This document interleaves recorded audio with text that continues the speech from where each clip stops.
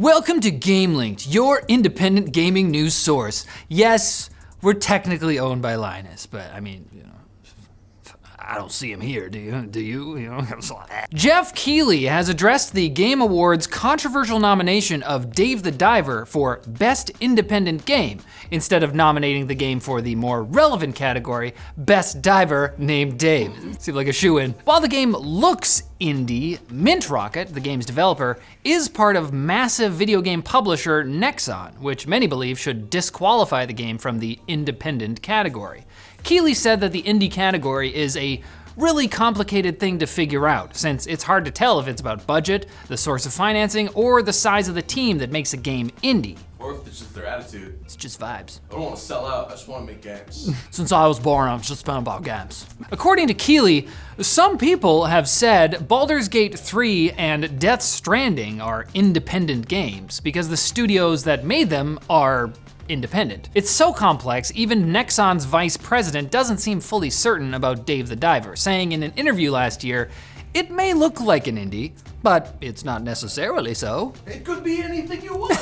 So what is it? Then you have fellow indie game nominee Dredge, which was published by Team 17, the self-labeled indie game publisher that's also a public company with 400 employees. It's unclear when the existential crisis of indie games will be solved, but Keighley has committed to solving event security at the Game Awards, because 2 unscheduled references to Bill Clinton is enough. One for each term. It's just right. Speaking of massive publishers, Take-Two Interactive is facing a class action lawsuit over the use of virtual currency in some of their games. This is the second time they've been sued in relation to virtual currency, so I guess you could call this lawsuit Take-Two. Anyway, the new case has been filed against Take-Two and their subsidiary 2K Games by a minor represented by his mother, Andrea Deems, who is also listed as his next friend. Now, to be clear, next friend is a legal term for someone who appears in court in place of someone who isn't competent to do so. It's not the friend you call when your best friend doesn't pick up. Hey Tim, I like you. The case's main complaint hinges on how virtual currency bought in a game can't be transferred to the game's follow-up, and they cite the NBA 2K series as an example.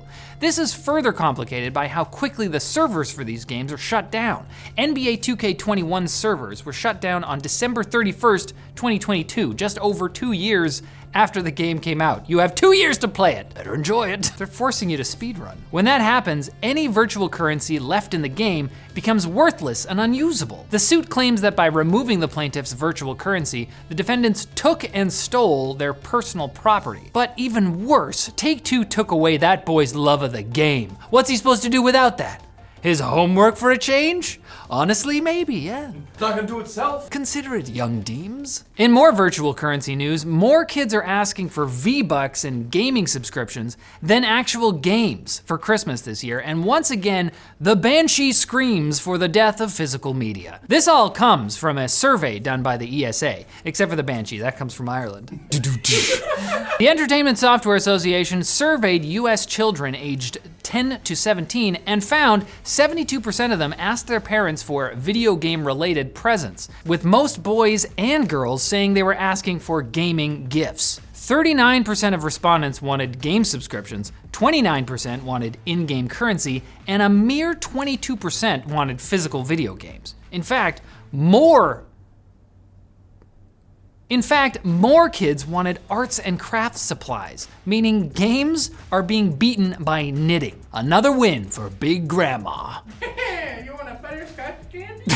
Unfortunately, this is just another nail in the coffin for physical game sales. Nintendo announced that almost half its total software sales have been digital for the last few years. But on the bright side, seems like knitting is having a bit of a renaissance. Maybe in a few years you'll be able to buy a custom knitted game disc holder on Etsy. Or is that just because of all the propaganda by Big Grandma?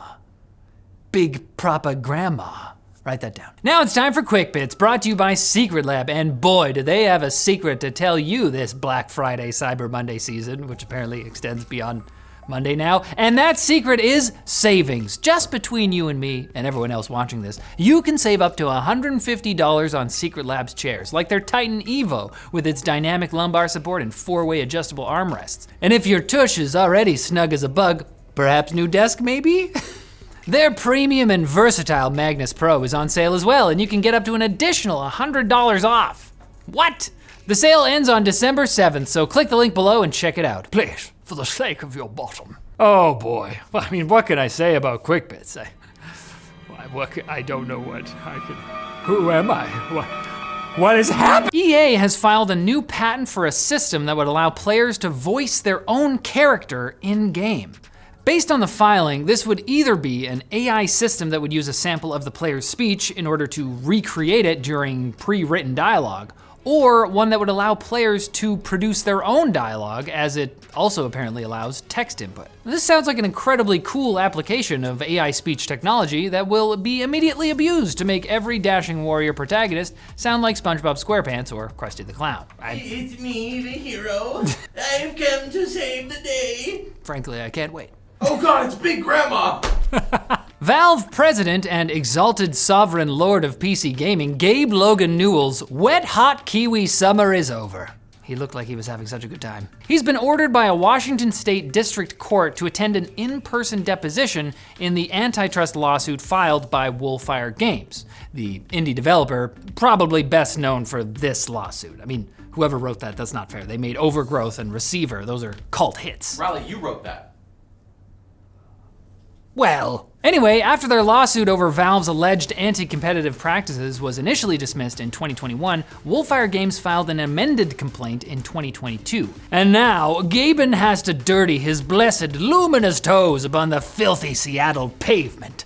They don't wear shoes in New Zealand. They're in a state of nature. We have our very first official look at Prime Video's upcoming Fallout TV adaptation. The series follows an original canon story about a vault dweller, a Brotherhood of Steel initiate, and a centuries-old ghoul bounty hunter who are all on missions of their own. I wonder if the plots will weave together. Producer Jonathan Nolan said he had 2 criteria for the ghoul's appearance. He needed to look like a ghoul from the game, and he needed to be hot, so, which is not a problem for a certain subset of people. Meanwhile, Todd Howard said he and others at Bethesda were jealous of the show's additions to the lore. Wait a second, the show has an original story and fresh ideas? Fallout hasn't had anything like that since New Vegas. Jacob Novak, CEO of Genvid, the interactive media company behind Silent Hill Ascension, has officially denied that the interactive web series is written by AI, calling the claim a veiled insult to its writers. Here's an overt insult. Your writing sucks. To be fair, major creatives with the project, including Novak, had hinted at experimenting with AI characters in future projects a few months prior to Ascension's premiere. To be even fairer, Ascension is currently sitting at a 0.4 user rating on Metacritic, and viewers deciding that no human being could have possibly had a hand in this is an extremely optimistic take on our species. And Nintendo says, it's okay that you think Tear of the Kingdom's Ganondorf is hotter than a Gerudo summer. In fact, they planned it. In a recent interview, game director Hidemaru Fujibayashi, confirmed the game's baddie was supposed to be, well, a baddie. Fujibayashi said, the design team managed to fulfill my wish of making him overwhelmingly evil while also being handsome enough that both men and women would fall for him. Goddamn, did they succeed. I know he's a bad guy, but I fixed Hyrule from States of Calamity at least twice. Surely, I can fix Ganondorf, right?